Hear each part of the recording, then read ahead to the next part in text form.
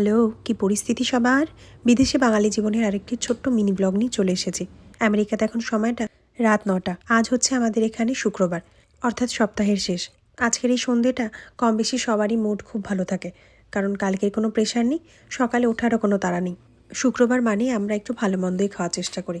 শুধু শুক্রবার নয়, উইকেন্ড হলেই তাই জন্য আজ ভাবলাম একটু মুখরোচক খাবারই বানাই। এই আমেরিকার মানুষজন রাতের খাবারটা খুব তাড়াতাড়ি খেয়ে নেয় এবং যথারীতি শুয়েও পড়ে অনেক তাড়াতাড়ি, কারণ এখানকার মানুষের সকালটাই শুরু হয় অনেক তাড়াতাড়ি। সকালে স্কুল, সকালে কলেজ, সকালে অফিস, সব কিছুই একেবারে ফাস্ট আওয়ার, তাই রাতের দিকটা একটু তাড়াতাড়ি সবাই শুয়ে পড়ে। দিনের আলো থাকতে থাকতেই রাতের খাবার দাবার সবার খাওয়া হয়ে যায়। এই দেশে তো একটা বয়স পর ছেলেমেয়েরা বাবা মার থেকে দূরেই থাকেন, তাই এই উইকেন্ড করে সবাই এসে একত্রিত হয়ে একসাথে সময় কাটান। অনেকে আবার নাতি নাতনিদের নিয়ে একটু ঘুরতে যান, একটু শপিংয়ে নিয়ে যান, কোয়ালিটি টাইম স্পেন্ড করে। রাতের খাবারটা দুজনে একসাথে বসে সেরে নিই।